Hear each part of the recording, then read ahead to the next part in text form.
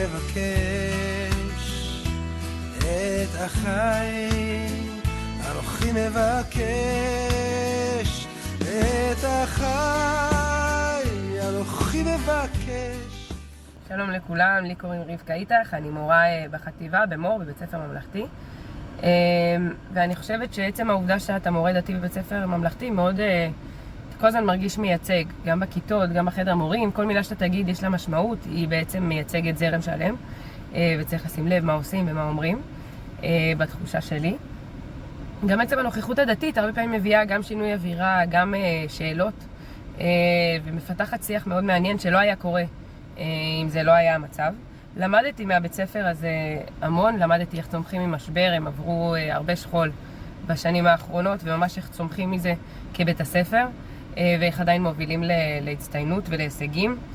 גם היה להם המון הכלה לכל מורה והמצב הפרטי שלו והצרכים שלו, גם לי, תמיד מאוד הערכתי את זה.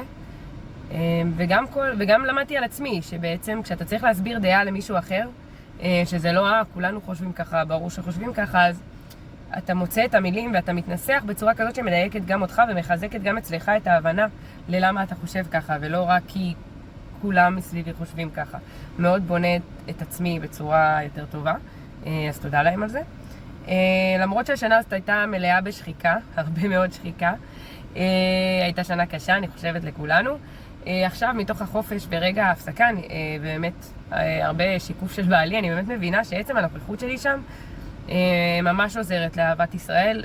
זה גם אני רואה את האחר מעבר למלבושים שלו ולהתנהגות הראשונית שלו, באמת הבפנים, וגם הם רואים אותי, וזה יוצר הרבה שיח, הרבה פגישה במסדרון של אנשים מאוד מאוד שונים ממני וחושבים עם דעות בקצה אחר ממני.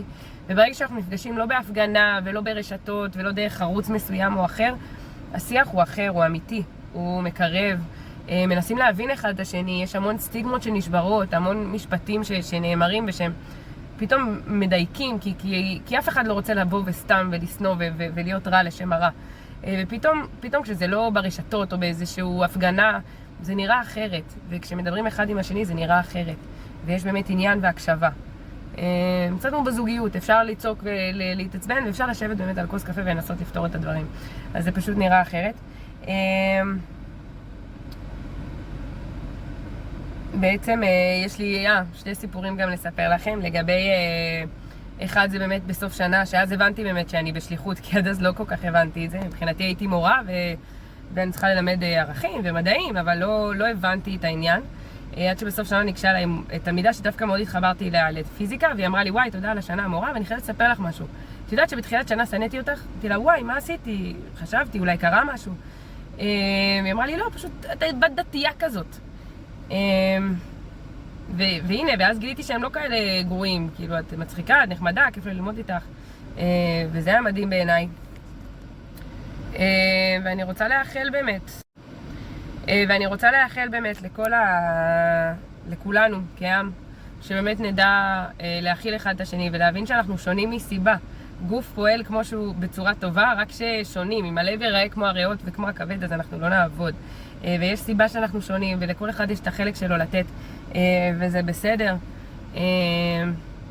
וזהו, שנדע להמשיך ולתת מעצמנו לאחרים, ובאמת לראות תמיד את האחר בעיניים טובות. לכל אחד פה יש תפקיד, ולכל אחד יש נשמה שהיא טהורה. זהו, שבת שלום. את החיים, אנוכי מבקש את החיים, אנוכי מבקש את